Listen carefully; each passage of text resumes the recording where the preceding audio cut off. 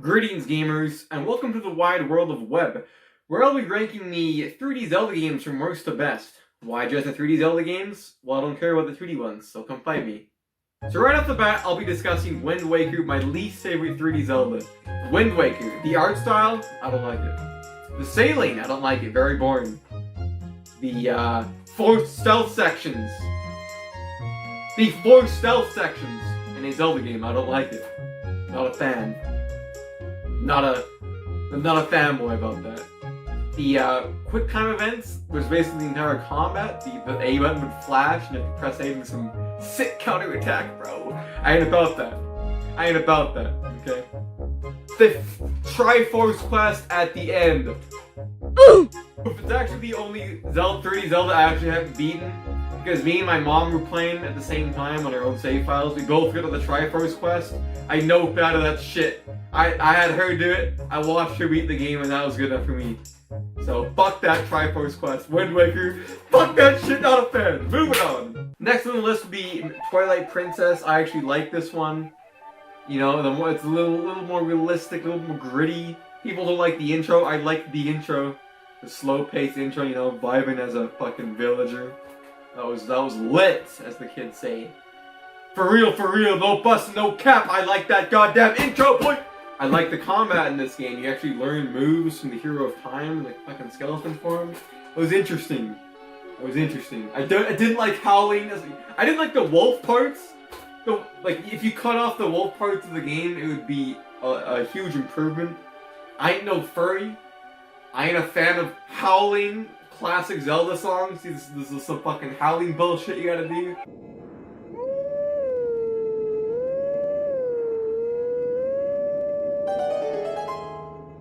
I ain't about that. But the dungeons, the temples were good. The combat was good. The bosses were good. Story was decent. It was a sequel to Majora's Mask, you know, in a way, on that child timeline.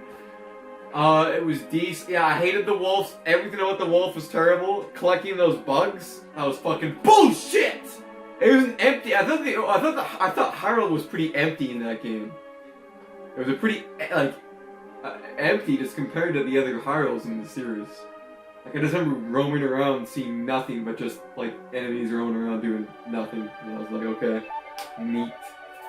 But yeah, the dungeons, and I like the temples and the dungeons. They're very cool.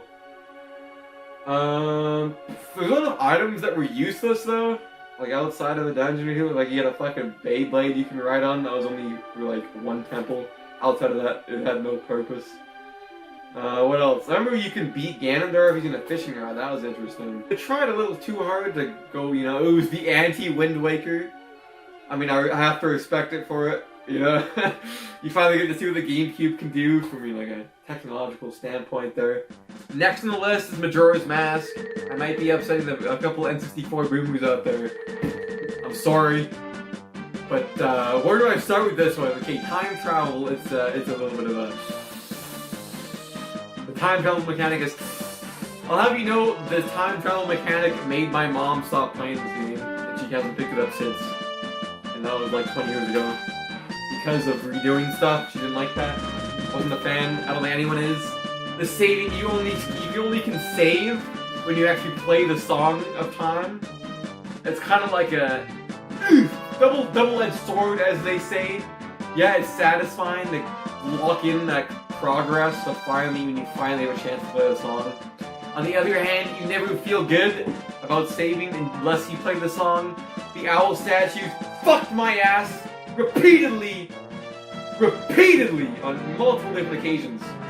Where the way the owls work, for those who don't know, it's a weird quick save mechanic only in the Western versions, I think. The original Japanese version had like 3 save files.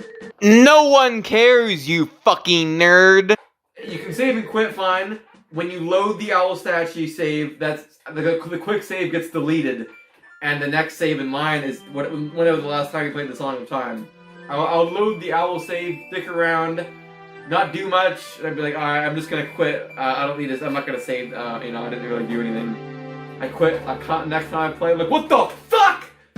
I'm like way back to whenever I played the Song of Time last, so my fucking dick got sucked by the owl statue. Nonsense! There's only 4 temples, or dungeons, or whatever the hell.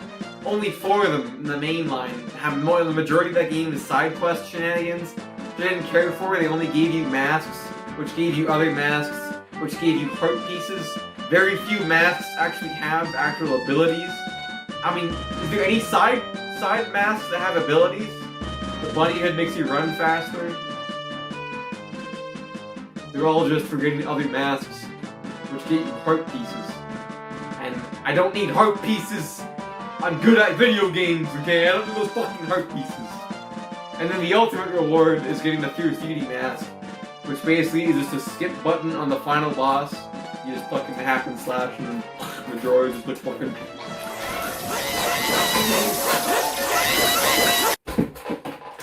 The story is deep though, you know, deep, dark, depressing shit. Real fucking edgy ass fucking shit. Death. You like death, kid? You like fucking death? You want some fucking death in your Zelda game, bitch? That's what you're gonna get. But dude, Majora's Mask, if you're ever in my ass! When you change masks, you get to see Link scream his heart out in pain. What?!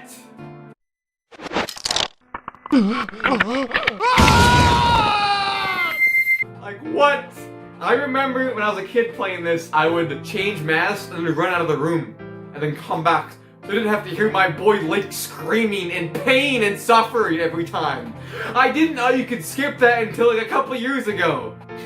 Next on the list we have Skyward Sword. That's right, I like this game. It was like every Zelda combined, in a way. You had the sort of more cartoony look of Wind Waker in there. You had the sort of, you know, you were sailing on a bird, island to island, which is kind of similar to Wind Waker as well. But you had the sort of Twilight Princess characters in there. You know, I like Groose, my boy!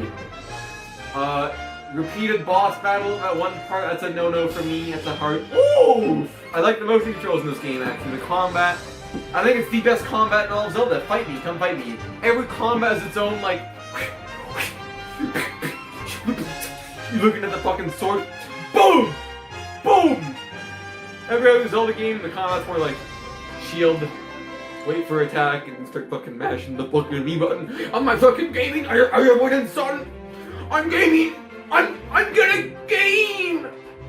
Skyward Sword is really lacking exploration more than anything, I think. But I think people call it linear. I thought Wind Waker was by far way more linear. I mean, come on, bro. The dungeons in Skyward Sword are lit!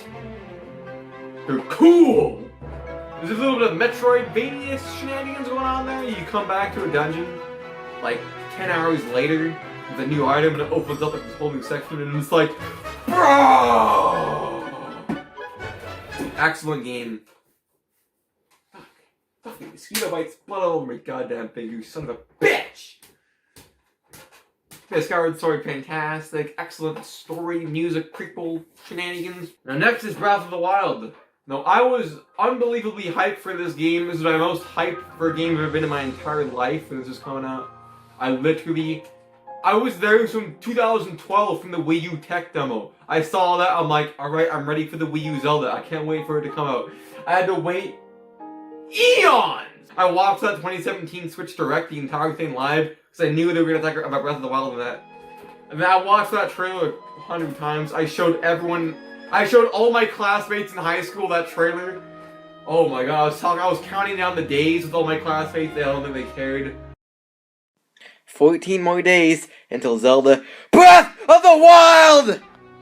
Oh, and then finally it came out, I got it, I pre-ordered that shit, got it day up, booted it up. And I was like, alright.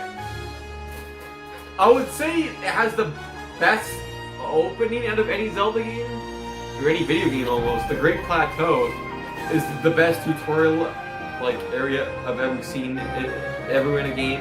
The music sucks, the story sucks. Let's see. Combat pretty damn lame. You can just freeze time on any enemy, including the bosses. It's pretty lame combat, I would say. I liked the breakable weapons. I'm a Dead Rising fanboy. My only problem with them is like you have infinite bombs in this game. So I found myself being like, alright, I have good weapons, I don't want to use them. Let me just spend 10 years throwing bombs and blowing the shit out of people because I don't want to break any of my weapons. There's like a few enemies, and they're copy and pasted ever. The Guardians are so easy. The Guardians were so hyped up in the trailers as this like death machine. That just fighting one would be like a challenge. But no, you can just like shoot them with a couple arrows, they're dead. You can just parry their beam back to them, which is very easy once you know how to time it. And you can just parry the beam like 100% of the time, guaranteed killing every Guardian, no problemo. Like, bro. The Guardians should have been 110 times more difficult to take out than what they were, because they were so easy.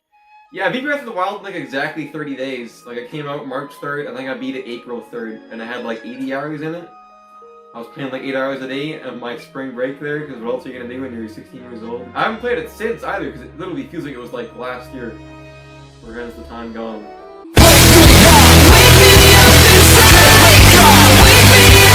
So why did I put 80 hours into it within 30 days after there's trash on it? I'll tell you why. Exploration. It is the best exploration out of any video game I've ever played. Every inch of Hyrule has been like specifically designed with intent and purpose. Why is Zelda British? And that brings us to number 1, which is of course The Legend of Zelda Ocarina of Time, the best video game of all time. No doubt. No cap. For real. Bustin'. Fight me. If you think Ocarina of Time is not the greatest Zelda, you're wrong. You're simply incorrect, my dude. You simply need to play the game. Okay? Oh, where do I start with Ocarina of Time? Where do I start with this game, dude? I can't, it's just too good. Temples, amazing. Music, fantastic. Story, exemplary. What's the word? Exemplary? Exemplary. Excellent, 10 out of 10. So good. Playing the Ocarina. Dude, as a kid, I would sit there just playing the Ocarina. That's how much fun it was. I would fish. I would sit there fish. That's how much fun that was. Every part of that game was insane, boy! Oh, it's so good, dude. The time travel mechanic of going back and forth 7 years and the destruction of the whole place. Dude. No one believes you. That's why you have to, you know, oh my god, it's so cool, dude. No one believes a little kid. They think you're just a dumb kid, even though you're the hero of time. Oh, such a good game, dude. And remember to like and subscribe to Watch Mojo if you want to see more popular video game franchises get ranked, because I won't be doing them. Fuck off. See ya!